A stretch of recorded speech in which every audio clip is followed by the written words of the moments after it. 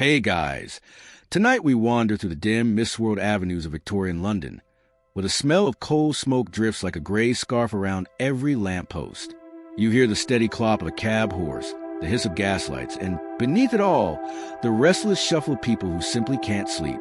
We're about to sink into a world where sleeplessness itself became fashionable, almost a badge of refinement, and where entire industries rose up to treat it. You probably won't survive this night if you try to follow every cure yourself. Some of them are as dubious as they are drowsy. So, before you get comfortable, take a moment to like the video and subscribe, but only if you genuinely enjoy what I do here. And while you're at it, post your location and local time below. I love seeing where you're listening from. Now, dim the lights, maybe turn on a fan for that soft background hum, and let's ease into tonight's journey together. You step into the fog as though you're walking into a dream, boots clicking on cobbles still damp from an afternoon drizzle. In this second-person stroll, you're both observer and participant, a curious night walker peeking into drawing rooms, chemist shops, and narrow alleys to see what Victorians thought would help them nod off. The first thing you notice is how public the problem has become. Newspaper advertisements trumpet sure sleep concoctions alongside columns about parliamentary debates. The sleepless middle classes are reading by candlelight at 2 in the morning, then writing anxious letters to medical journals about their nervous insomnia. Historians still argue whether this was truly a new epidemic or simply the same old human restlessness dressed up in new medical language. A mainstream historical fact floats up as you cross a small iron bridge. By the 1870s, London had more than 500 registered night chemists open past midnight, selling everything from cough lozenges to laudanum. These late-hour shops, lit by warm gas jets, became part refuge, part marketplace for the anxious and sleepless. And here's a quirky tidbit. One popular remedy wasn't a drug at all, but a guided carriage ride through Hyde Park at dawn, advertised as soothing to the nerves, brisk to the blood. Picture yourself jolting gently along gravel paths as birds sing, paying a shilling for privilege. You drift past a street preacher warning that sleeplessness is the tax levied on vice, while a couple in fine coats debate whether their sleepless nights come from overwork or overindulgence in rich puddings. You smirk quietly. 3 light jokes are easy to find in this landscape. First, there's the fact that some Victorians believe sleeping with potato in your pocket would absorb excess electricity. Second, a popular magazine advised insomniacs to stare at a single that painted on the ceiling, a sort of proto-screensaver without the screen. Third, an etiquette manual suggested that a good night letter from a friend could act as moral sedation, Victorian text messaging minus the emojis. As you walk, you feel the dampness of the fog on your skin, the faint warmth of gaslight on your cheeks, and a shiver of curiosity. You pause at a newsstand to skim The Lancet, which publishes earnest debates about over-civilization and its toll on sleep. Doctors argue whether the new railway schedules, electric telegraphs, and constant urban noise are eroding natural rest. You think back to your own phone buzzing at midnight and realize this debate hasn't exactly gone away. Up ahead, a handsome cab clatters by, its passenger peering out with hollow eyes. Maybe he's coming from a lecture on nervous disorders. Maybe he's simply heading home from the theater. The line between leisure and affliction is blurry here. You duck into a tea shop still open at midnight, breathing in the scent of strong Assam leaves. The proprietor explains, paradoxically, that many customers drink tea to calm themselves. Historians still argue whether Victorians really believed in tea's sedative powers, or just like the ritual of a warm cup. You notice the furniture in the shop. Thick velvet curtains to muffle street sounds, padded chairs, a ticking clock that seems to mark time more slowly than the one outside. These small environmental tweaks were part of the Victorian sleep experiment too. Soundproofing, heavy drapery, and sanitary bedroom design to create the perfect night's rest. One well-known reformer even proposed that every Londoner should have a private rest chamber in public parks, complete with filtered air and reclining couches. It never happened, but it shows how grand the thinking became. As you leave the shop, you hear the rhythmic squeak of a policeman's boots on the pavement and the soft creak of a lamplighter's ladder. The city seems both endless and intimate, a stage set for countless individual rituals of sleeplessness. You wrap your coat tighter. Imagine yourself one of those fashionable insomniacs, searching for relief among patent pills, weird devices, and earnest advice. The night stretches ahead like an unrolled carpet, and you're ready to keep walking. The next corner hides another cure, another story, another quirky promise of sleep. Your footsteps echo on the stones, mingling with distant hooves, the faint notes of a street organ, and the whisper of fog rolling off the Thames. It's a strangely soothing soundscape. You tilt your head back, see only a smudge of moon behind the clouds, and take a slow, sleepy breath. London at midnight becomes your own laboratory of drowsy possibilities. You're still moving down the same damp street, but now you duck into a narrow shop glowing like a little lighthouse. The Victorian pharmacy. Shelves rise to the ceiling, stacked with glass bottles whose labels promise instant repose and sweet slumber guaranteed. This is your first close look at the patent pill promises, those over-the-counter remedies that claim to tame insomnia without the expense of physician.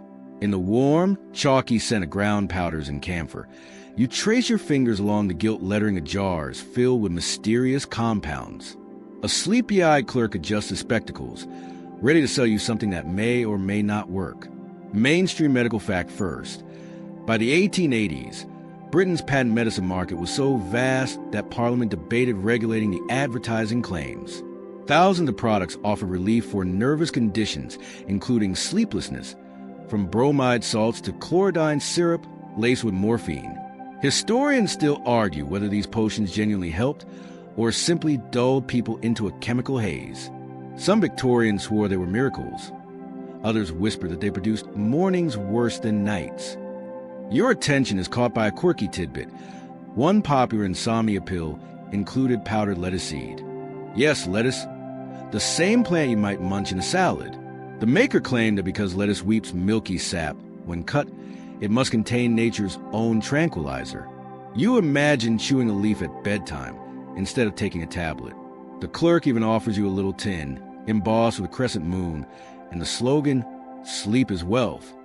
Another shelf glitters with bottles of bromide of potassium, marketed as a gentle nerve tonic. The label warns do not exceed 2 spoonfuls, but you sense that more than a few customers did. The Victorians were fond of precise doses in ceremonial bedtime rituals, measuring powders, stirring syrups, taking pills with a sip of barley water. It gave sleeplessness a sense of structure, something to do when nothing else worked. You picture yourself in a gaslit bedroom, measuring out your potion as a carriage rattles by outside. 3 light jokes surface as you browse. First, an advertisement for Dr. Snore's Universal Night Drops boasts, tested on 100 clergymen, as if preaching were a scientific sleep trial. Second, a pamphlet suggests that combining patent pills with vigorous head brushing accelerates the effect, an image you can't unsee. Third, a rival firm markets Wake No More lozenges, whose main ingredient is strong peppermint. That's right. Victorians sometimes try to sleep with mint on their tongues. You lean over the counter and the clerk whispers a secret. Wealthy customers often requested special mixtures with added laudanum or codeine beyond the printed recipe. In some circles, being a night potion connoisseur was almost chic. Gentle sarcasm bubbles up as you imagine a salon of upper-class insomniacs comparing notes like wine tasters. Ah, yes! This blend has a hint of opium and just a trace of valerian root. The packaging is as hypnotic as the ingredients. Midnight blue boxes with silver stars, little cork-stoppered vials sealed in wax, and even tiny booklets explaining the science of sleep. Some firms hired poets to craft dreamy taglines. One you read now, "Let our draft be your dawn." Another, "Sleep is a child of Morpheus tonight." Historians still argue whether this marketing created the insomnia craze or merely exploited it. You step back, feeling the polished wooden floor creak under your boots. The shop bell jingles as another customer enters, a pale clerk from the railway offices who rubs his temples and mutters about telegraph deadlines. The clerk prepares a night nerve mixture, wrapping it neatly in paper and tying it with string. Watching him, you sense how industrial life, long hours, and bright gaslights extend the day beyond its natural bounds, leaving people too wired to rest. Sound familiar? You wander to the back room, where empty crates are stacked with return addresses from Liverpool, Manchester, and Glasgow, evidence of national trade in sleeplessness. The faint smell of spilled laudanum mingles with the sweetness of licorice used to mask bitter tastes. You run a fingertip over a recipe card pinned to the wall. Bromide plus extract of hot plus orange flower water equals new sleep draft. Even the handwriting looks drowsy. Outside again, the fog presses close, but your head feels a little heavier just from imagining all those potions. You think of the debate you overheard earlier. Is sleeplessness a moral failing, a medical condition, or a business opportunity? Victorian newspapers bristled with letters to the editor about the bromide habit. Yet for many, these patent remedies were the only affordable option. Without them, nights stretched long and anxious. A street urchin selling matches calls out, breaking your reverie. You hand him a penny. He grins. And you remember that not everyone could afford bottled sleep. For the poor, the cure was exhaustion itself, working until they collapsed into slumber on straw pallets. That grim reality peeks through the velvet of the chemist's shop, a counterpoint to its polished promises. As you resume your walk, the shop window glows behind you like a miniature moon. You adjust your scarf, take a deep breath of cool, cold-tinged air, and let the city sounds wash over you again. You're still curious, still wandering, and still only at the beginning of Victorian ingenuity in chasing the elusive gift of sleep. Ahead lies the warm smell of malted drinks, the hiss of boiling kettles, and the promise of another curious remedy waiting in the next doorway. Steam curls from a kettle in the next doorway, and you follow the scent the way a drowsy cat follows a sunbeam.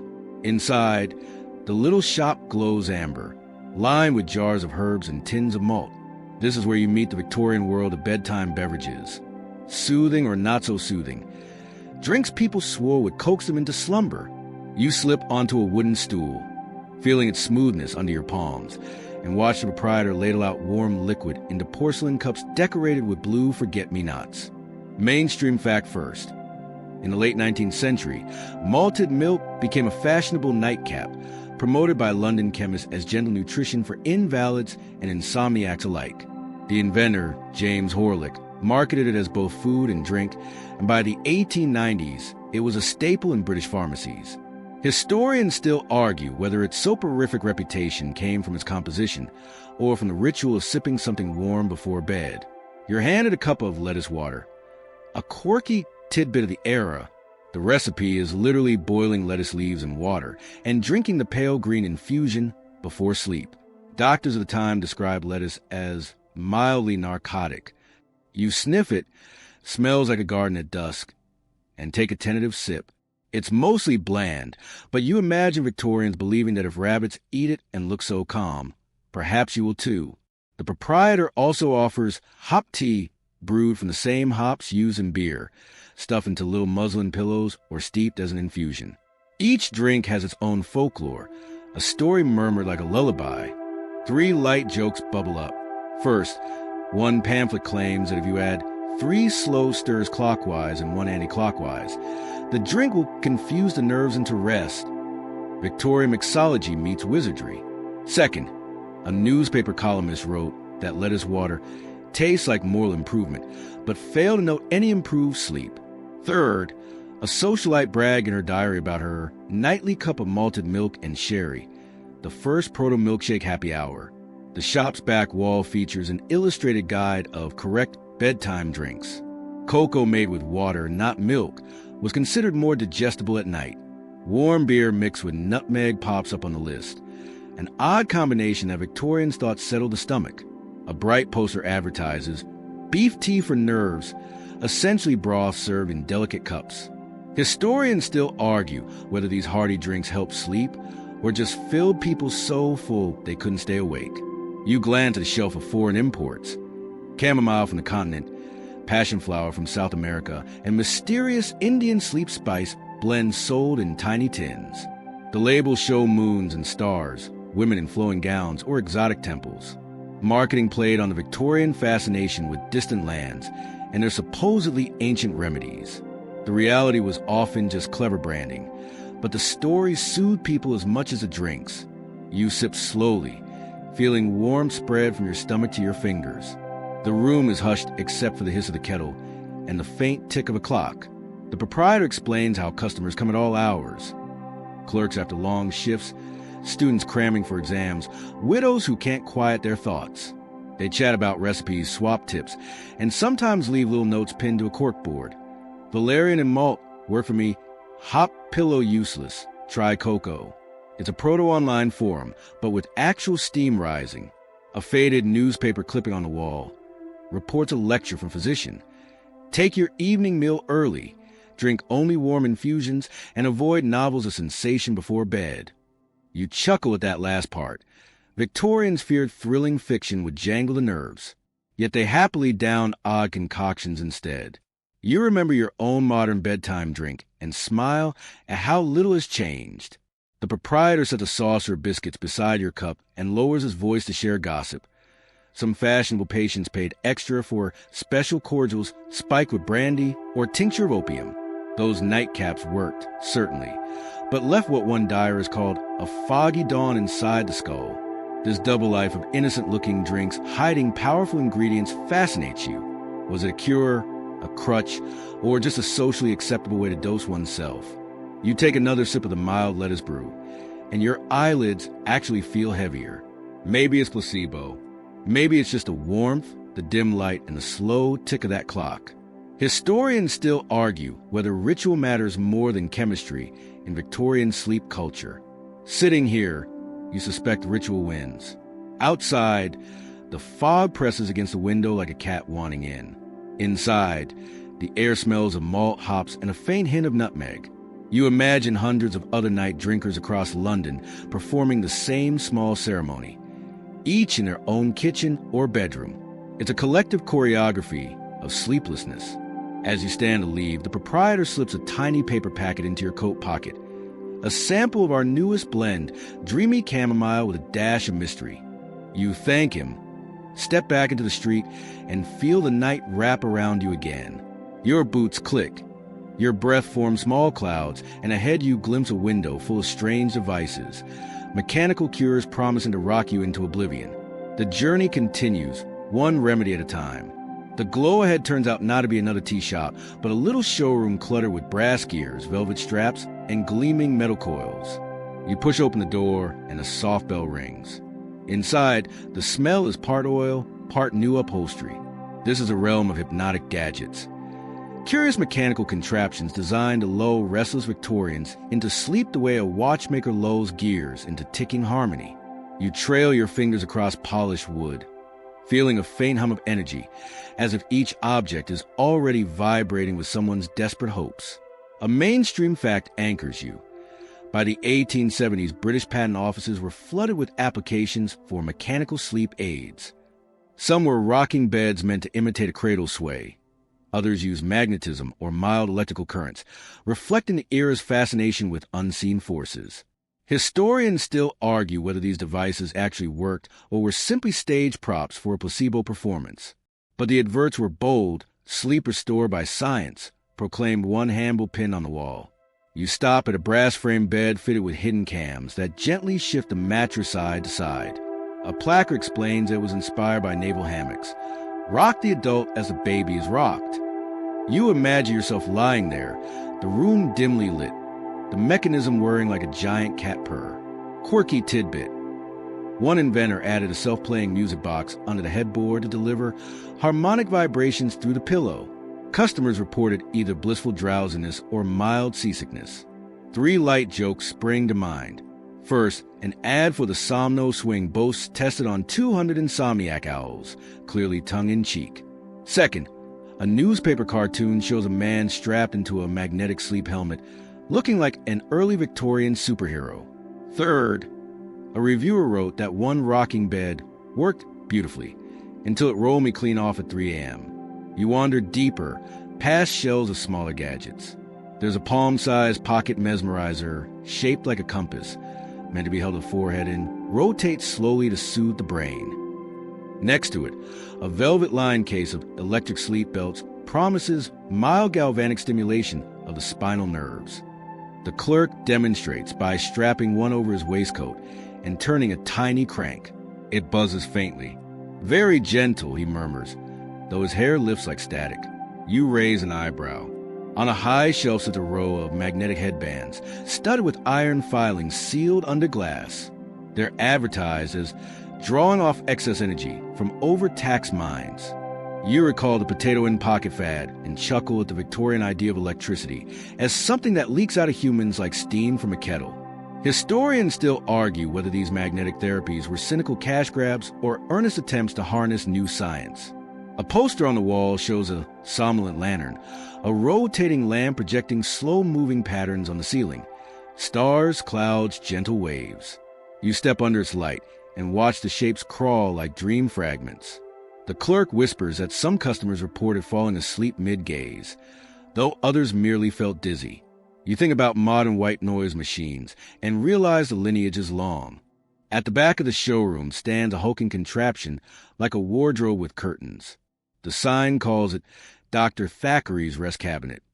Inside, a padded chair faces a gently oscillating fan infused with lavender oil. You sit for a moment, listening to the rhythmic whoosh. It's oddly pleasant. The clerk says some clients paid by the hour to take the air inside the cabinet, believing it rebalanced their nervous system. Was it a cure, a gimmick, or simply a quiet space away from gaslight and noise? You let your head lean back and close your eyes. The lavender scent mingles with faint metal tang, and for a moment you could be anywhere. A ship's cabin, a futuristic pod, or a cradle from childhood. The idea of machines as lullabies seems both absurd and touching. It's easy to mock, but also easy to imagine relief of trying anything, when nights stretch endless. When you open your eyes, the clerk has moved on to another customer, a pale gentleman in a bowler hat explaining his overstimulated brain from reading telegrams late. The clerk nods gravely and recommends a magnetic headband with adjustable current. You smile at the seriousness of the exchange, like two scientists plotting an experiment. As you step out into the night again, your ears ring slightly from the shop's hum. The fog swallows you up, and you picture all those rocking beds, magnetic headbands, and lanterns glowing behind closed curtains. You wonder how many people fell asleep by mechanical rhythm versus how many lay awake listening to the whir. Historians still argue whether these inventions paved the way for modern sleep science or simply decorated parlors with shiny hope. Your boots find the cobbles again. The Thames smells faintly brackish nearby, and a distant bell marks midnight. Ahead glimmers another doorway, this one lined with medical texts and polite, brass nameplates. Inside waits the respectable physician, ready with mainstream advice on diet, exercise, and bedroom air. Your wandering through Victorian sleeplessness continues, step by step, cure by cure, as the night deepens and your eyelids grow heavier. You step from the gadget showroom into a quieter lane lined with neat brick houses. A brass plate gleams under a gas lamp. Dr. Penworthy, consultations by appointment. You push open the door and a little bell tinkles, releasing a scent of polished wood, coal fire, and antiseptic carbolic soap. Here, in this genteel physician's office, you finally hear what the mainstream medical establishment told sleepless Victorians to do. No potions, no gadgets, just sober advice. A ticking regulator clock sets a slow rhythm as you sink into a worn leather chair, its arms smooth from decades of anxious hands. Mainstream fact first. By the mid-Victorian period, Britain had thousands of qualified medical men bound by new professional standards after the Medical Act of 1858. They wrote earnest treatises on nervous insomnia, recommending lifestyle changes, earlier suppers, brisk outdoor walks, cool bedrooms with open windows. Historians still argue whether these prescriptions were evidence-based or moralising guesses dressed as science. Doctors at the time warned that heavy meat dinners, alcohol, and late-night intellectual work overtax the brain and must be avoided. Dr. Penworthy adjusts his spectacles and looks you over. He prescribes a light meal of fish or soup at 6 o'clock, a warm bath at 9, and bed by 10. No novel's a sensation, he intones, and never more than 2 cups of tea in a day. His voice is calm, almost hypnotic. A quirky tidbit emerges. Some physicians suggested sprinkling the sheets with a cologne before sleep, believing the refreshing odor would calm nerves. Others advised hanging damp linen at the window to purify night air. You imagine your bedroom smelling like a cross between a citrus grove and a laundry line. 3 light jokes bubble up. First, a pamphlet warns readers to avoid chess after supper, lest the mind play on squares until dawn. Victorian screen time advice. Second, another doctor wrote that one should count backwards from 100 while brushing hair, multitasking at its sleepiest. Third, a health manual insisted that a small pet dog on the bed absorbs excess agitation. The original weighted blanket with a wagging tail. You glance at the doctor's bookshelf, thick tomes on the nerves, diseases of modern life, and the sanitary house. He explains how the new middle class embrace ventilation and hygiene as moral duties. A well-aired bedroom, stripped of heavy draperies, was said to invite repose. Yet across the street, someone else was closing the shutters tight to block smog and noise. Historians still argue whether fresh air in Victorian London helped or harmed sleep when the air itself carried soot and sulfur. The doctor produces a small wooden model of a house to illustrate ideal sleeping conditions. Windows cracked open, fireplace damper set, bed oriented north-south to align with natural currents. You raise an eyebrow, but he nods solemnly. He also recommends gentle exercise at dusk, a slow promenade in a park or along the embankment to cool the blood. You picture yourself walking under plane trees, gaslight shimmering, river smell rising, and realize the routine itself might lull you as much as any pill. On a side table stands a ceramic basin with lavender sprigs floating in water. Dr. Penworthy explains that some patients found relief in lavender spongings of the temples before bed. Another curious tip: rubbing the soles of the feet with vinegar to draw down the heat of the head. It sounds absurd but oddly grounding, like a 19th century mindfulness hack. He hands you a printed leaflet summarizing his advice. At the bottom, a small note reads, "If sleeplessness persists, a draft of bromide may be considered." Even the respectable doctor eventually loops back to chemistry, though he frames it as a last resort. You tuck the leaflet into your coat pocket, feeling its crisp edges. Outside again, the fog feels cooler after the office's warmth. You breathe deeply, imagining open windows and lavender-scented sheets. Across the street, a lamplighter is just finishing his round. You remember the physician's insistence on routine and think about your own bedtime habits. Maybe a walk, maybe less screen glow, maybe more fresh air. Even in the 21st century, his advice doesn't sound entirely wrong. Ahead, a wrought iron gate opens onto a garden spilling over with greenery. You catch the scent of hops and valerian drifting on the night breeze. This is no ordinary public park, but an apothecary's garden, where herbal dreams are cultivated for sleepless minds.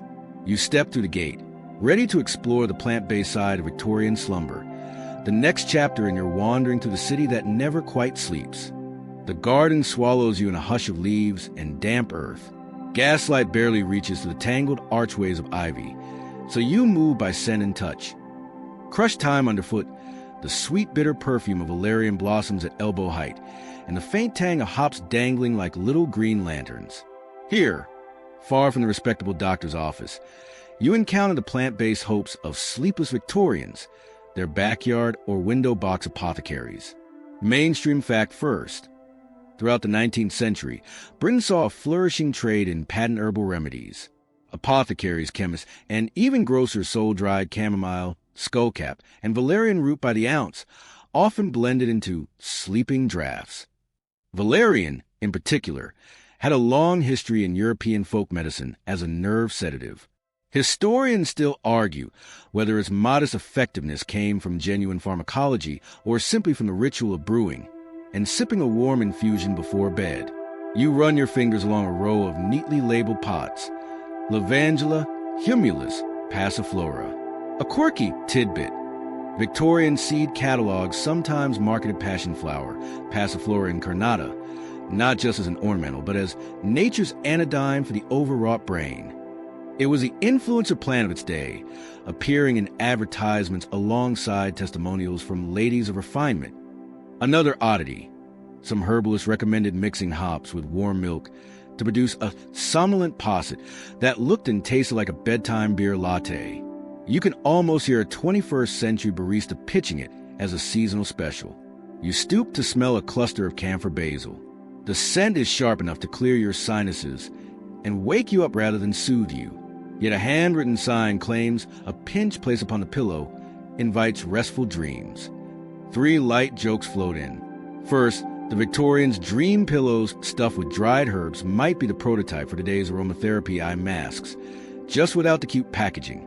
Second, one home journal suggested sewing a sprig of rosemary into your nightcap to restrain unruly thoughts, the original Bluetooth sleep tracker had. Third, a farmer's almanac warned that too much hops under the pillow could cause visions of leaping hares. Victorian content warnings before Netflix. In a small gazebo, a woman in a dark shawl stirs a pot of steaming infusion. She smiles and gestures for you to taste. The brew is golden, slightly bitter, but comforting. She explains that many working-class households couldn't afford doctors' fees, so they relied on family recipes. Some swore by sleep teas of lettuce seed and dill, others by syrup of orange flower water. Even respectable medical texts acknowledge that such remedies soothe the nerves without the risks of opium or chloral. You pause under a trellis where moonlight picks out tiny bells of white flowers. Likely lily of the valley.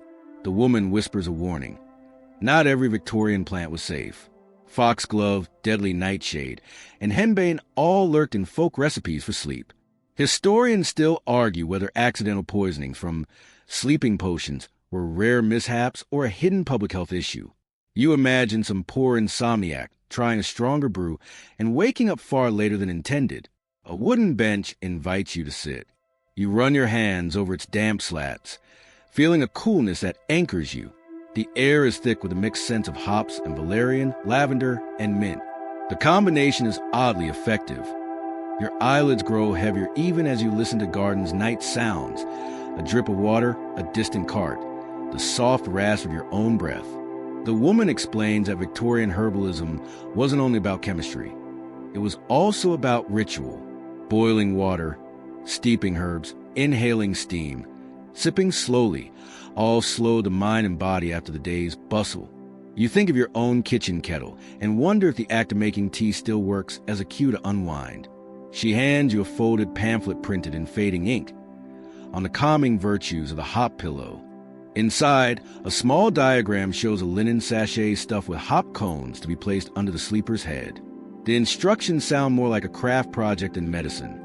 You smile, picturing a Victorian couple sewing little pillows while complaining about the day's nervous excitements. Beyond the gazebo, a narrow path leads toward a wrought iron fence draped with climbing ivy. Through it you glimpse the glow of another street, one lined with music halls and public houses. The woman nods as if to say, "Time to go."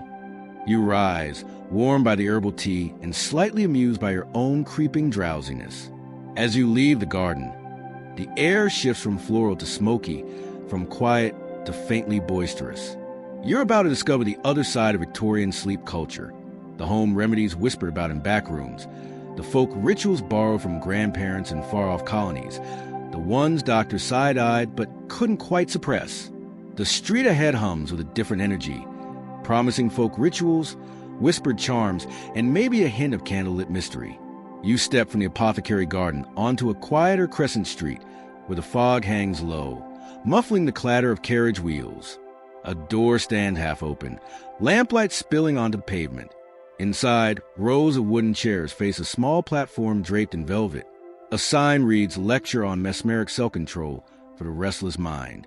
You slip into the back row. The room smells faintly of beeswax and overboiled cabbage, nothing like the calming herbs you just left behind. The speaker, a thin man with impressive side whiskers, taps a tuning fork and lets it hum. He claims, in a voice both soothing and pompous, that sleeplessness is no disease of the body, but a misdirected thought. Mainstream fact. The late Victorian period saw a surge of interest in mesmerism, hypnotism, and what would soon become modern psychology. Physicians such as James Braid experimented with hypnotic suggestion as a way to reduce pain or calm nervous patients. Historians still argue whether these early sleep-oriented hypnotic sessions produced genuine physiological changes or simply worked by expectation. He invites volunteers to close their eyes, breathe slowly, and picture a pendulum swinging. You notice 3 light jokes rising naturally in your mind. First, the pendulum he waves is actually a pocket watch, So much for originality. Even cartoons know that trope. Second, he assures everyone that no one will bark like a dog, which only makes you imagine an entire chorus of barking Victorians. Third, the pamphlet on your chair advertises self-mesmerism for clerks and shopgirls, just 6 pence, which feels like the 19th century equivalent of a meditation app subscription. As he speaks, you feel your own breathing slow, partly because his cadence is hypnotic, partly because the room is warm. He instructs you to press 2 fingers gently at your temple, an exercise supposed to redirect nervous electricity. This is where a quirky tidbit surfaces. Some Victorians genuinely believed that the human body stored and discharged subtle currents like a telegraph line, and that sleeplessness meant your wires were crossed. Manuals advise brushing your hair 50 strokes at bedtime to equalize the magnetism of scalp and pillow. You picture yourself brushing your hair like a frantic cat, maybe not so restful.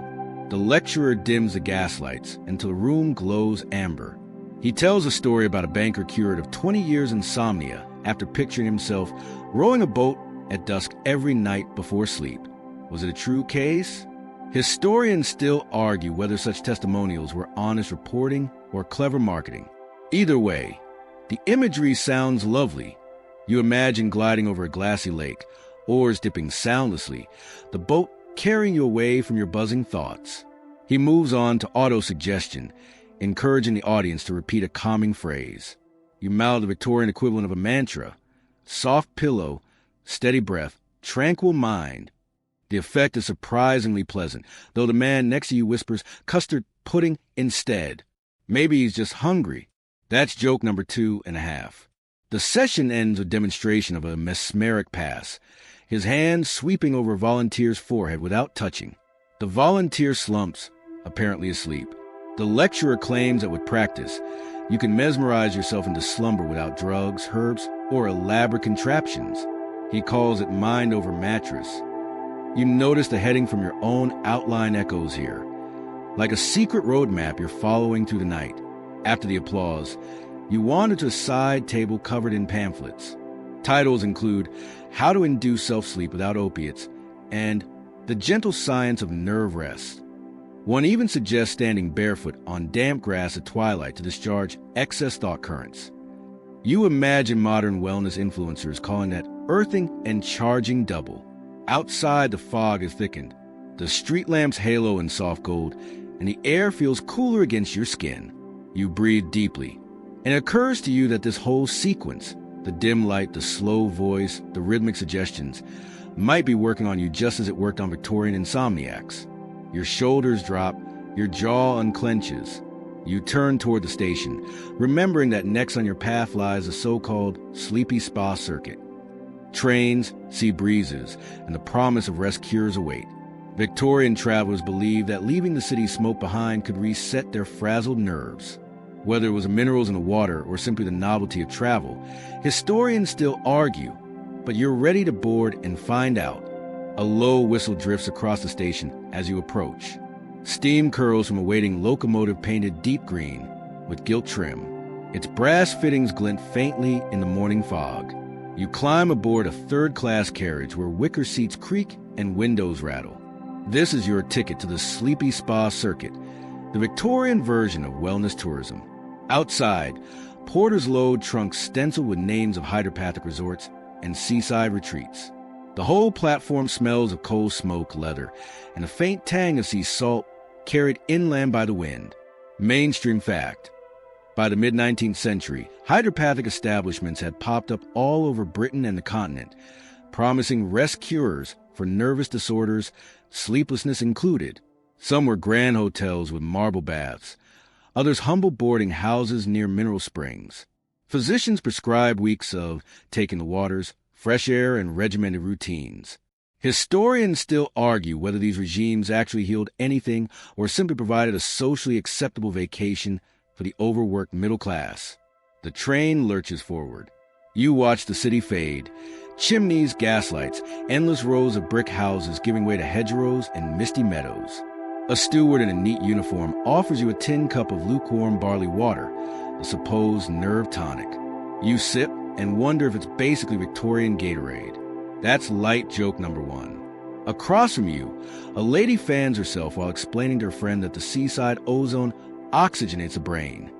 Her friend nods solemnly, clutching a pamphlet titled Bathing Schedules for the Sleepless.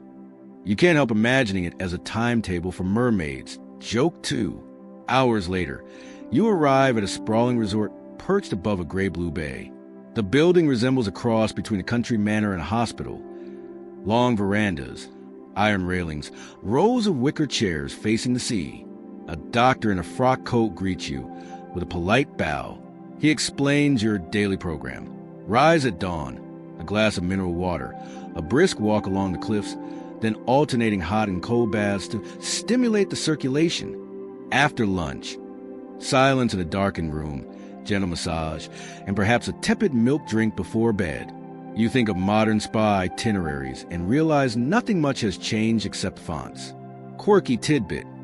Some resorts offered sand baths where you lay buried up to the neck in warm beach sand to draw out nervous poisons.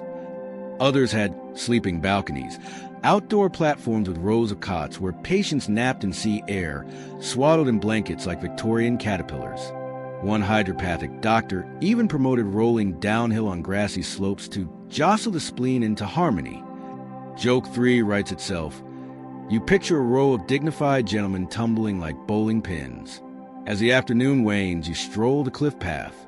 Gulls wheel overhead, their cries softened by the steady hush of waves. The wind tastes of salt and heather. Your breathing slows in rhythm with the surf.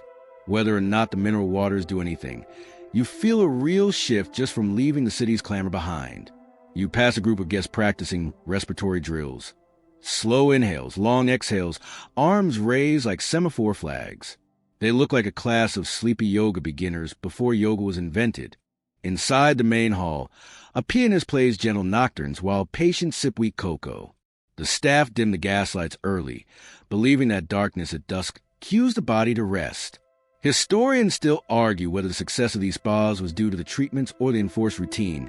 No late-night socializing, no heavy dinners, plenty of walking. You recall the lecturer's mantra about mind over mattress and realize this is an environmental twin. World over mattress, perhaps. You retire to your small sea view room. The window opens onto a salt-scented breeze, and below, the waves beat like a slow heart. A jug of tepid mineral water stands on the nightstand next to a tin of soothing pastilles. You slip between crisp linen sheets and imagine how many insomniac Victorians lay here before you, listening to the same surf and hoping to wake refreshed. In the dimness, you think of the next curiosity waiting beyond the spa. Fashionable nightwear and the odd gadgets marketed to the nervous classes. For now, though, the steady roll of the tide and the cool sea air already feel like a cure. You wake before dawn to the muted hiss of the tide. The resort corridor smells faintly of starch and lavender. Downstairs, a sign in curlicue letters points toward the nightwear boutique. You follow out of curiosity and find yourself in a long gallery hung with racks of gowns, robes, caps, and quilts. This is a realm of fashionable nightwear, an entire Victorian micro-industry promising better sleep through fabric, cut, and gentle moral uplift. Mainstream fact. By the late 1800s, mass-produced textiles and sewing machines made sleepwear widely affordable. Catalogs from firms like Liberty and Company offered night dresses in breathable lawn cotton, sanitary flannel, or even silk for the nervous elite. Historians still argue whether these garments were genuinely therapeutic or simply a new way to sell more fabric on the banner of health. But the marketing was persuasive. The right nightcap, so the advert said, could retain vital warmth of the fontanelle and calm restless dreams. You run your fingers over a row of quilted nightcaps in soft blues and creams. Some have pockets for dried herbs, hops, lavender, even a pinch of camphor. You chuckle.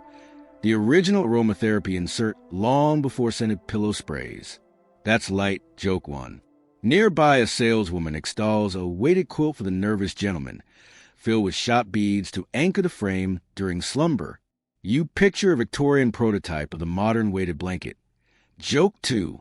And at the end of the aisle, a mannequin wears a sleep corset designed to train posture overnight. You whisper, some things are better left in the past. Joke 3. The boutique also sells curious accessories. eye masks embroidered with Bible verses, foot warmers shaped like velvet clamshells, and a tin of nerve-soothing foot powder said to prevent nocturnal twitching. A placard declares that fashionable sleep is moral sleep, suggesting that good taste and good behavior will yield good dreams. You imagine today's wellness blogs adopting the same slogan.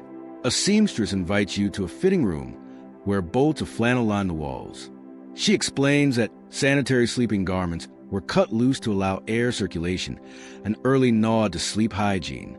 Quirky tidbit. Some nightshirts came with stitched-in sleep position guides, little padded wedges to keep the wearer from rolling onto their back, which Victorians thought induced nightmares.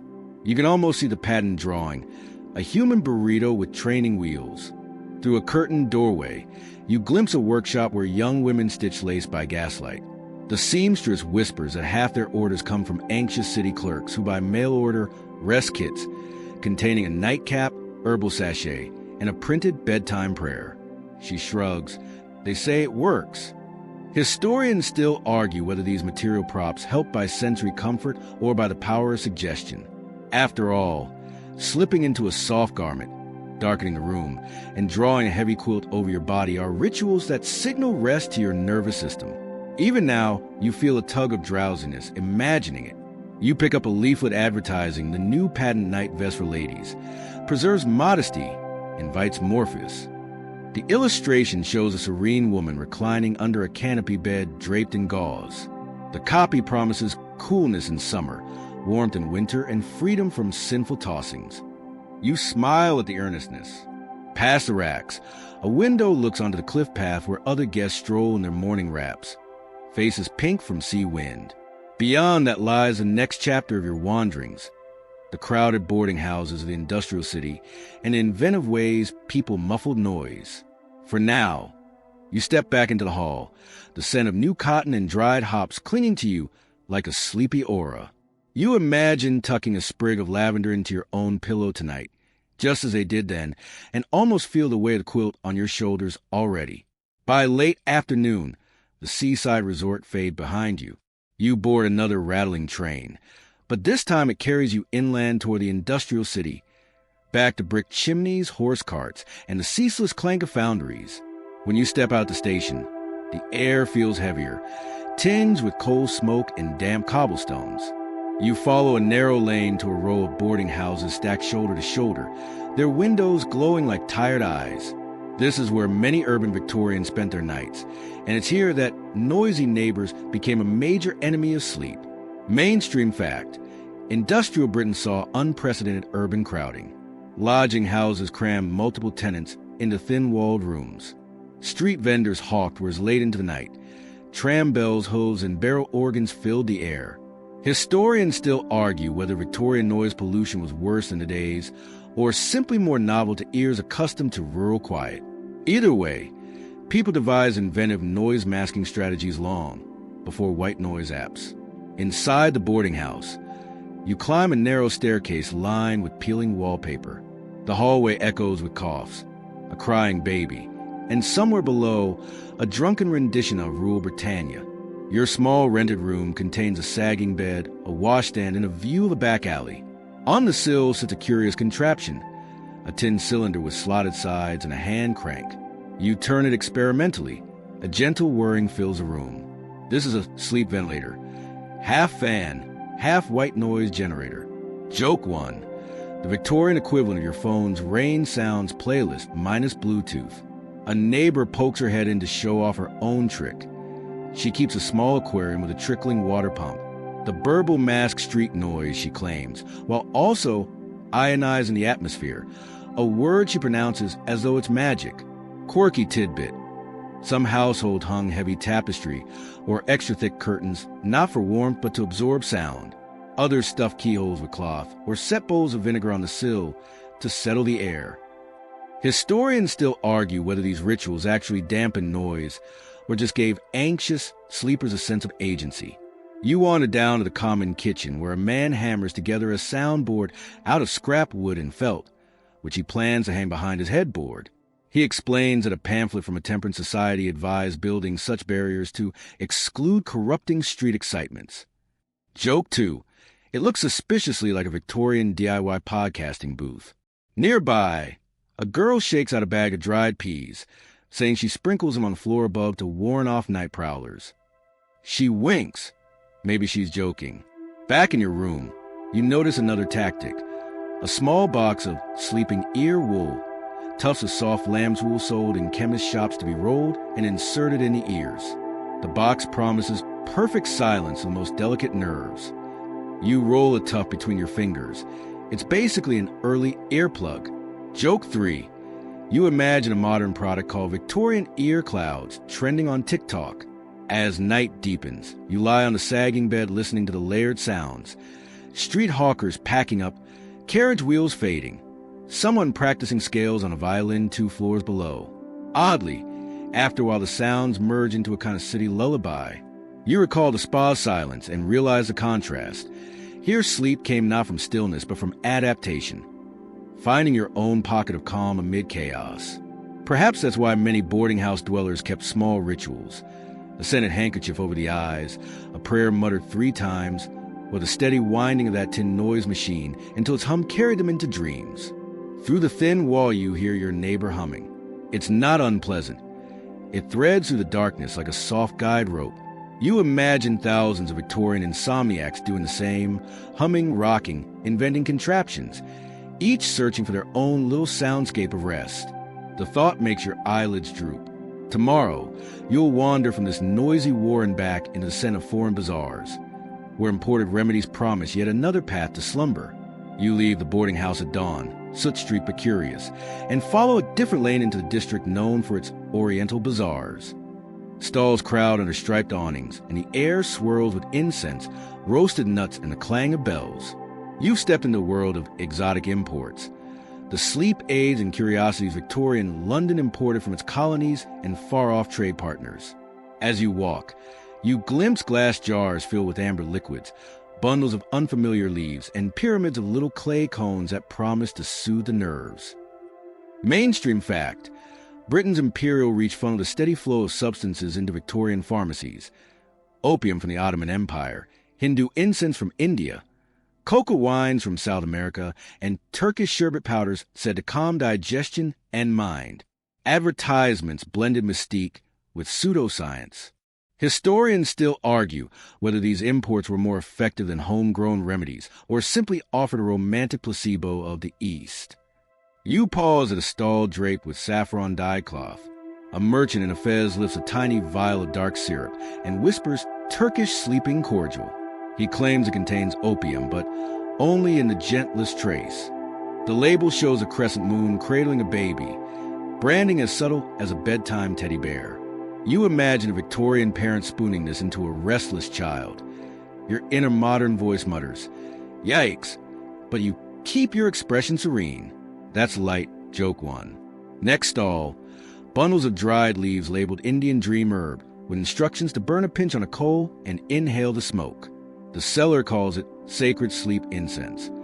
A quirky tidbit: some London chemists marketed Hindu joss sticks as a scientific advance over perfumed pillows, claiming that aromatic smoke would carry sleepy ether to the lungs. You imagine a Victorian bedroom hazy with sandalwood and realize they reinvented the modern sleep candle but with more fire risk. Joke 2.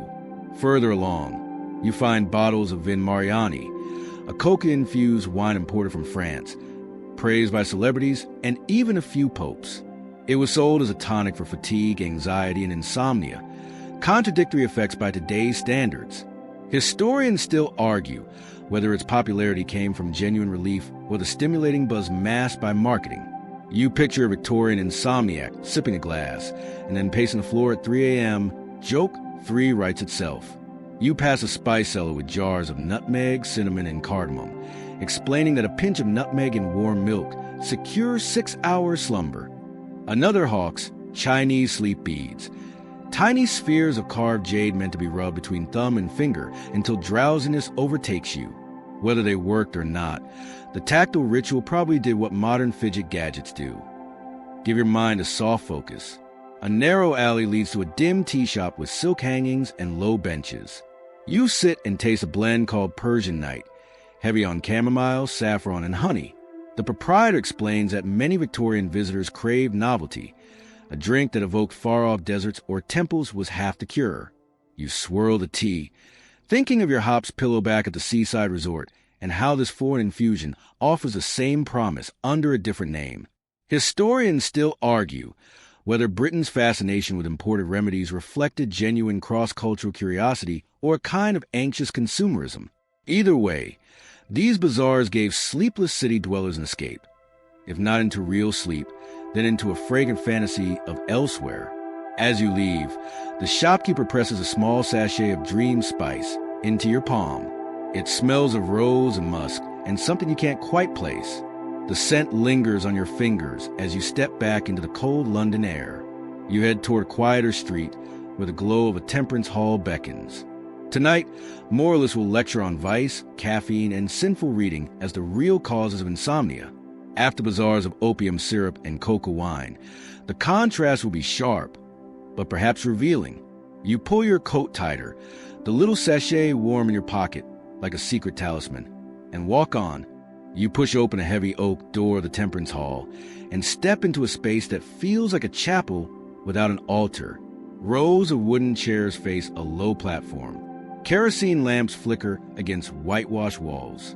Hand-painted banners read pure habits, sound sleep, and abstain for rest. A soft murmur hushes as a bespectacled man in a stiff collar steps forward. He greets the audience not with fire and brimstone, but with a weary sigh, as though he, too, has been awake since 3 a.m. This is a world of Victorian moral insomnia. The belief that sleeplessness came from weak will, impure habits, or excessive stimulation. As you sit, the speaker enumerates culprits: coffee, cheap novels, alcohol, spicy suppers, even lascivious daydreams. He claims that by purging these from one's life, the nervous system returns to equilibrium and the mind innocence, resulting in natural slumber. In the front row, a woman with a lace bonnet takes frantic notes, as though sleep itself could be summoned by a checklist. Mainstream fact: temperance and self-improvement movements flourished in the 19th century. Alongside campaigns against gin and beer came tracts on sleep hygiene before the term existed. Regular hours, bland food, cool rooms, moral reading at bedtime. Historians still argue whether such lectures offer genuine help or just scolding wrapped in pseudoscience. A pamphlet circulates: 10 Commandments for the Sleepless. The first: retire at a virtuous hour. The second: avoid novels of adventure after supper. By the 8th, restrain unwholesome fancies. You find yourself suppressing a smile. Even here, gentle humor arises. The Victorians were the original creators of the no screens before bed rule, minus the screens. At intermission, volunteers serve barley water and oat biscuits. You sip politely, noting the absence of coffee or tea.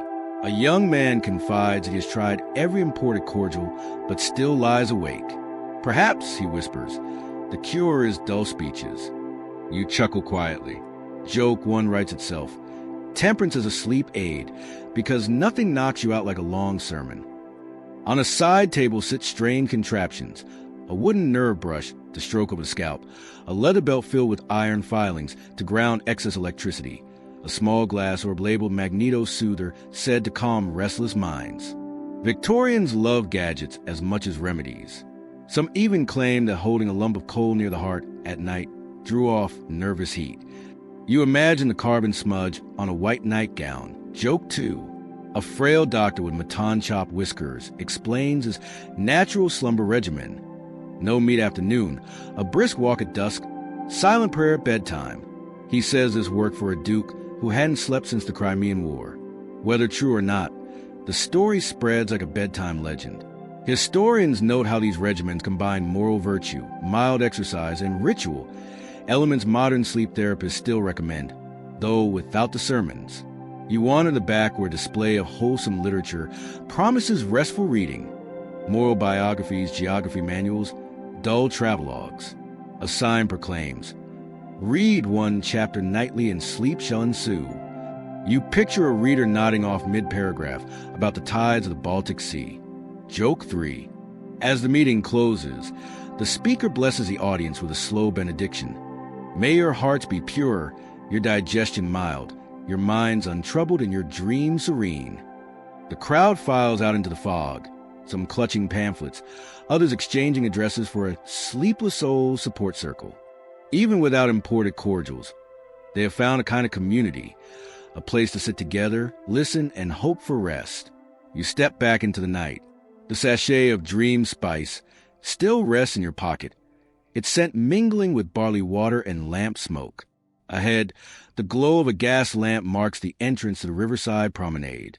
In your mind, you're already planning tomorrow's wander, a quieter quarter where old apothecaries store dusty ledgers, record of patients, prescriptions, and forgotten sleep experiments. Perhaps there, between faded ink and brittle paper, another layer of the Victorian dream of slumber waits to be uncovered. You pull your coat tighter and walk toward the river, the city's muffled hum like a lullaby you're still learning to hear. You follow the dim glow of the riverside lamps into a quieter district, where shop signs hang crooked over narrow lanes and the cobblestones smell faintly of damp wood. Here, tucked between a shuttered print shop and a pawnbroker's window, an old apothecary keeps irregular hours. A faded sign reads, B. N. Sons, herbalist, pharmacist, purveyors asleep. You ease the door open and a tiny bell rings, a sound so soft it's almost part of the hush.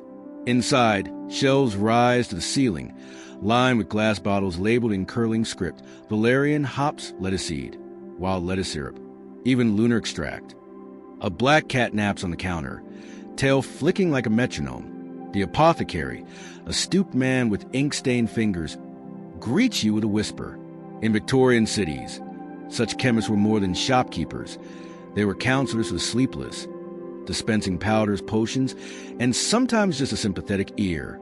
He sets before you a small wooden tray of sleep mixtures. The mainstream fact here: many Victorian remedies use natural sedatives we still recognize: valerian root tea, passion flower tincture, hops pillows. In an era before regulated pharmaceuticals, dosing was guesswork.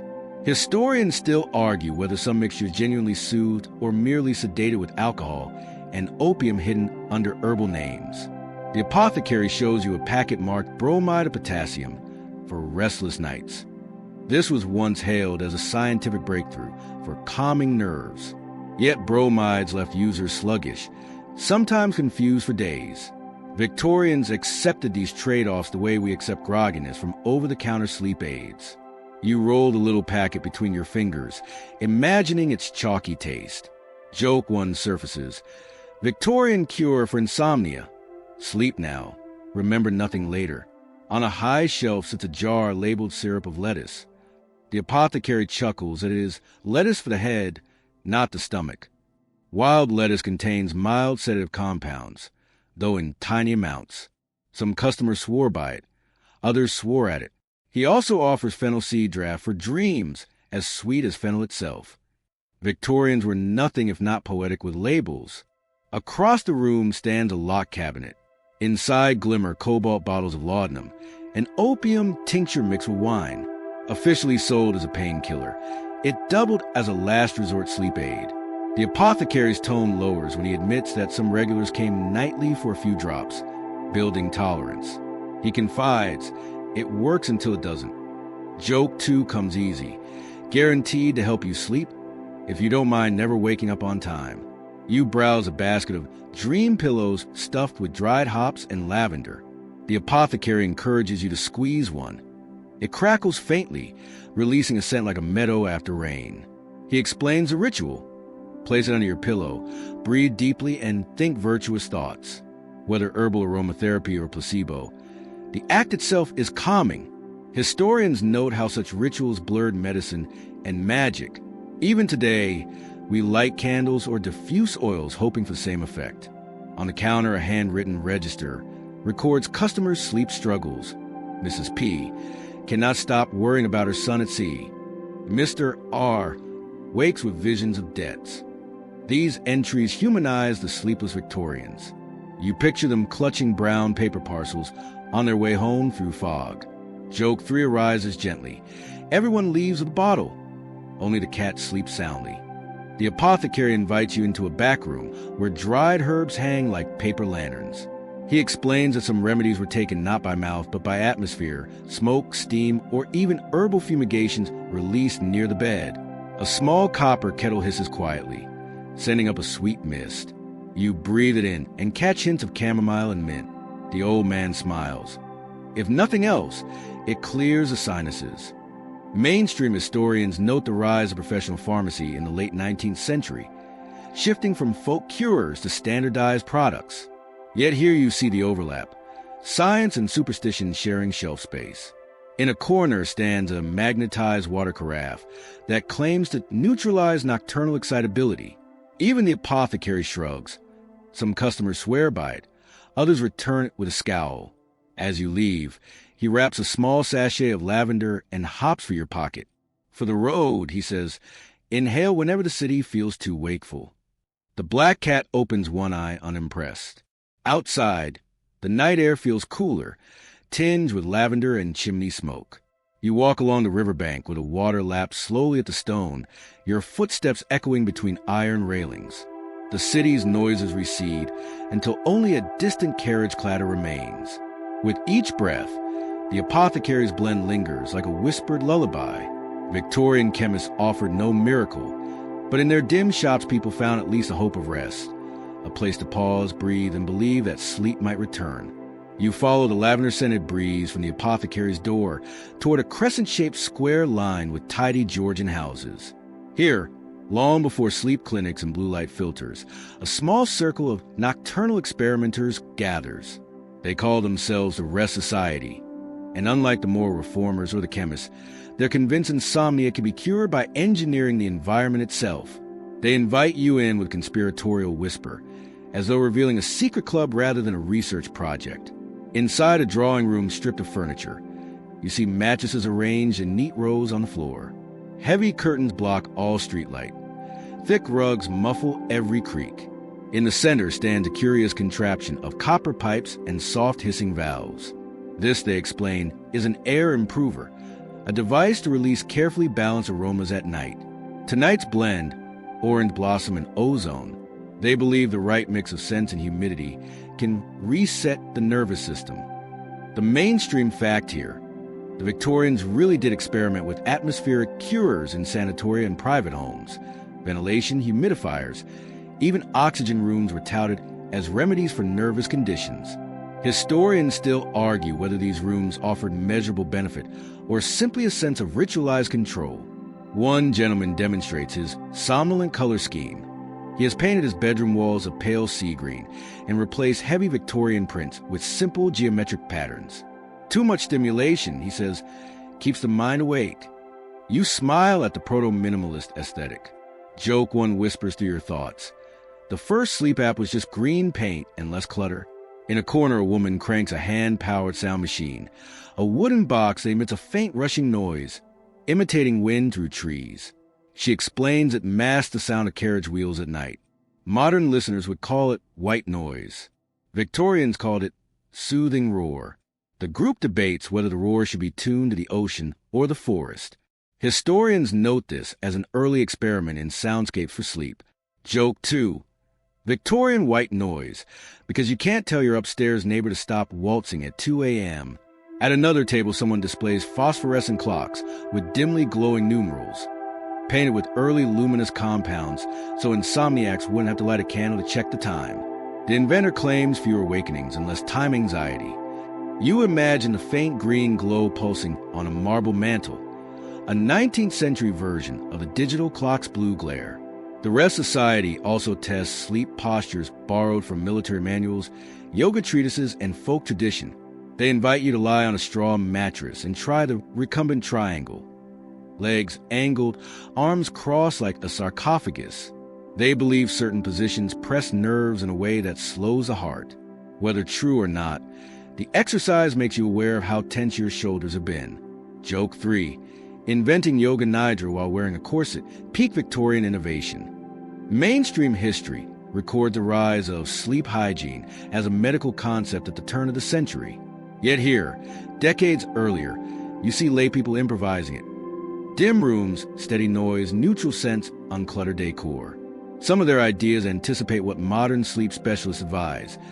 Others drift into whimsy, like the man who swears by placing a loaf of stale bread under his bed to absorb excess energy. The group nods politely at his testimony. As the evening winds down, they hand you a small booklet, The Atmosphere of Slumber. Inside are diagrams for homemade air improvers, lists of calming colors, and recommended sound levels for urban dormitories. Each page smells faintly of orange blossom. You tuck it into your coat, feeling the edges crinkle. Stepping back outside, you notice how quiet the square feels compared with the main streets. The gas lamps here are hooded to dim their glare. The air seems softer, too, as if the society's experiments are spilling out into the neighborhood. You walk slowly, inhaling, exhaling, feeling your own pulses. The Victorian quest for sleep wasn't only about what to ingest, but about shaping the space around the body, a recognition that the environment, too, is medicine. Your footsteps carry you toward a final destination hinted at earlier, a country retreat where these ideas were tested on a grand scale, the prototype of the modern sleep spa. Beyond the city, past hedgerows and misty meadows, an old manor house waits with its shuttered windows and promise of restorative nights. The lavender sachet in your pocket warms against your palm like a tiny pillow.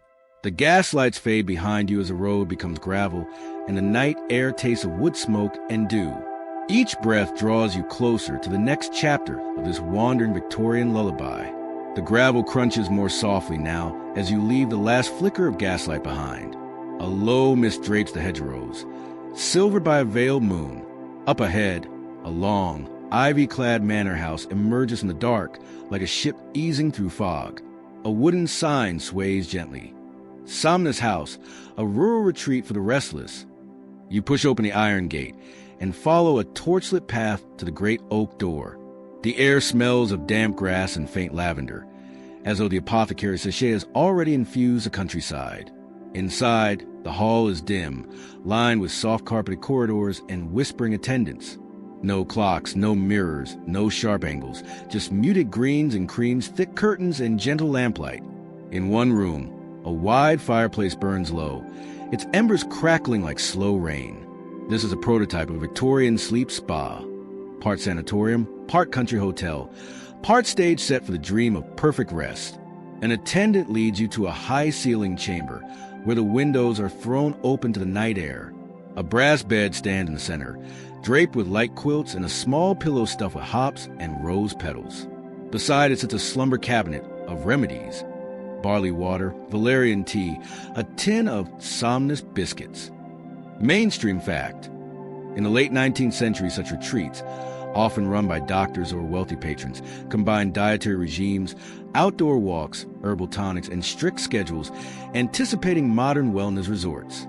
Historians still argue whether these places delivered real medical benefit or simply gave exhausted city dwellers a change of scenery.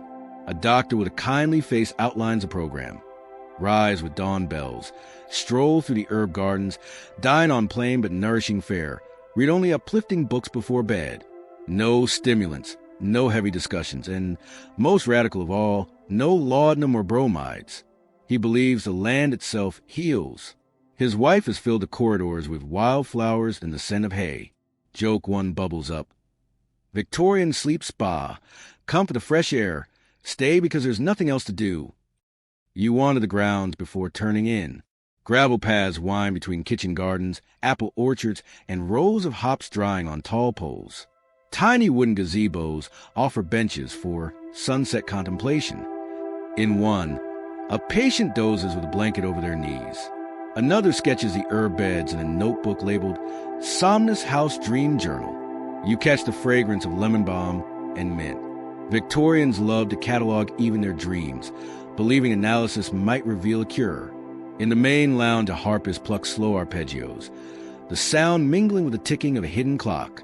Guests sit with cups of warm milk, eyes half closed. The doctor claims a combination of music, mild dairy, and communal quiet synchronizes everyone's nervous systems. Joke 2, the world's first group sleep playlist, live harp and lactose. A framed charter on the wall declares the retreat's mission: to offer the sleepless a gentler night by means of nature, simplicity, and good company. Reading it, you feel a strange tenderness for these Victorians. They built machines, sold potions, preached virtue, but in the end, they also built havens of hush. Historians point out that such places foreshadowed not just sleep medicine, but the modern idea of self-care, though the term did not yet exist. Your attendant returns with a small cup of wild lettuce syrup, just in case, and shows you how to close the shutters so only a single star remains visible. The bed creaks softly as you sit. The mattress smells faintly of hay. The room is cool, but not cold. You realize you've been walking for hours in this story without once checking a glowing screen. Joke 3 forms quietly. No Wi-Fi, no caffeine, and finally some Z's, Victorian style.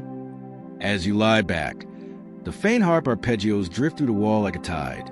Outside, an owl calls once, then silence. The sachet from the apothecary is under your pillow now. You breathe in lavender and hops, feeling your heartbeat slow. The manor's long corridors seem to sigh, settling into their own slumber. You close your eyes and imagine the generations of restless souls who tried these cures, some finding relief, some merely passing through, all seeking what you're seeking, a softer night. The doctor's words echo one last time. Sleep cannot be commanded, but it can be invited. In the hush of Somnus House, you sense the invitation at last. Now the narration slows, sentences stretching like drowsy limbs. The gravel path outside softens to moss, and the lanterns dim to fireflies. You are no longer walking, but floating gently above the gardens, each breath longer, cooler, sweeter. The scents, lavender, hay, a whisper of lemon balm, merge into a single calming note. The harp's music fades into a low hum, as if the whole manor were breathing with you. Your body feels heavier in the bed, yet lighter in the mind. You picture the Victorians themselves drifting off one by one, candles snuffed, boots neatly lined up, diaries closed. Their remedies, some earnest, some odd, become images rather than instructions.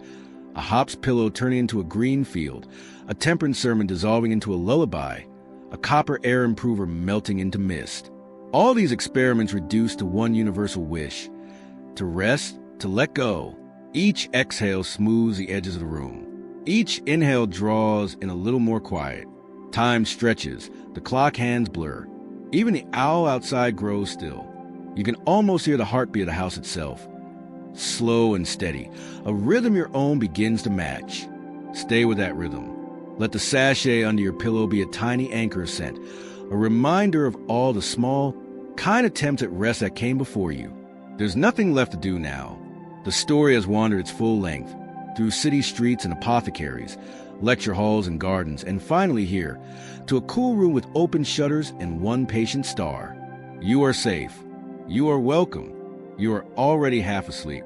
Sweet dreams.